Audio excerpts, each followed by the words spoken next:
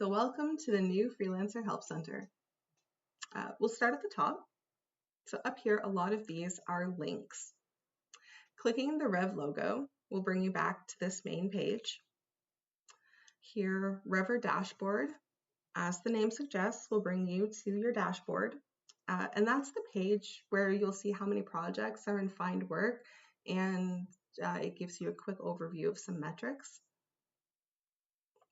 This categories dropdown is a way to jump to a specific area of the Help Center. And over here, this dropdown opens a menu where you'll find the My Activities link. If you click on this, it will show you your ticket history. Now you'll often read or hear references to submitting a ticket in the Help Center. There are a few ways to do this, and the most direct way is to click this Submit a Request link here at the top of the page, which we'll do now. This is the request or ticket page. As you can see, there are multiple options here. Across the top row, you'll find options to use to submit a question. So we have an option for each line of service, as you can see. So for example, if you're in transcription and you've got a question about a project, about guidelines, about your account, etc., you'd click this first option here. The second row is where you'll find options to submit feedback. These three options apply to all Revvers in all service lines. So first up, if you'd like to report a bug or a system issue, you would use this option. Next is for feedback on a project's draft. And then we have an option to submit feedback on the Help Center itself. More information about each of these feedback options can be found in the Revver support or the general Revver support section, which we'll see in a moment. Next, the third row starts with the dispute option for subtitles Revvers here. Now, SU has a different dispute process than TC and CP. So transcriptionists, captioners, continue following your dispute process. Things have not changed there. Subtitlers, this is where you will find your process. So let's head back to the main page. We have a search bar here. We're all familiar with how to do a search. This is going to search the entire Help Center. So the most exciting thing here is that there are no customer articles in this Help Center. So that means that search results will only bring up Revver articles. So scrolling down, we've got the categories. Now my layout does look a little different than what you will see because I have access to all lines of service. You'll only see the categories that are relevant to your line or lines of service. What do I mean? Well, if you are a Revver who is only in captions, you will only see the captions categories and you won't see transcription or subtitles categories. Now over here, all Revvers will have access to this general Revver support category. This is where you're going to find articles on topics like pay, account settings, general troubleshooting, providing feedback to Rev, ID verification, etc. Down here, this applicant support section is public. Since it's public, it's shown to everyone, including all Revvers. Now in each category, you'll notice that articles are organized into different sections. The first section in each category will have the relevant style guide. So let's use subtitles as an example to show you what I mean. When you click into the category, you'll see that the style guide link is the first link. This makes it easy to find. These pages are all set up in a similar way to separate the articles into sections to make them easier to find.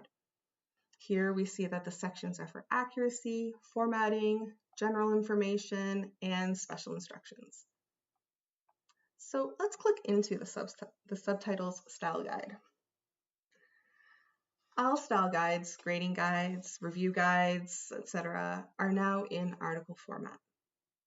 Having the guides in the Help Center means that we can make changes and updates quickly and easily. It also keeps everything in one place. Now, this doesn't mean that we're going to make changes frequently, but if we have to fix a typo, update a link, or adjust formatting, we can do this without having to release a new PDF.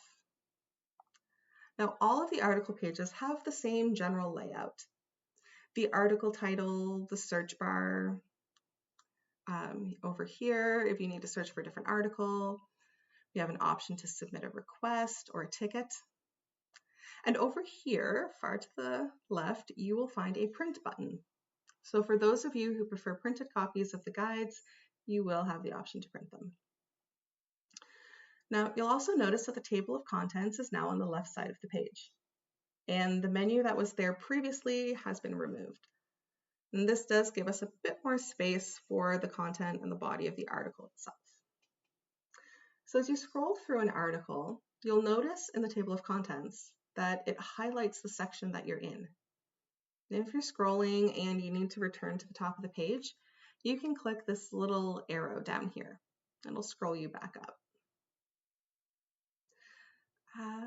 Now back to the main page again, and we'll scroll down to the last section.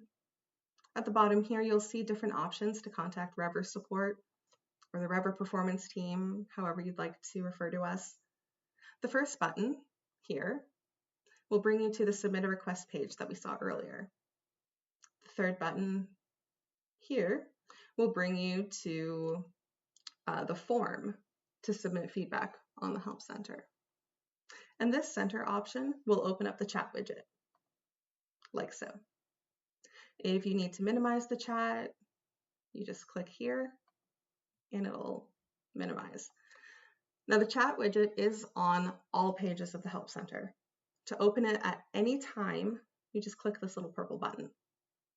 And again, it'll open. Now you'll see to start, there are two options shown. So if you prefer clicking through menu options to get help, this Freelancer Help button is for you. If you prefer typing your questions, you can use the space here. We have some automated answers set up for common questions to get answers quickly. So as an example, let me ask about deadlines.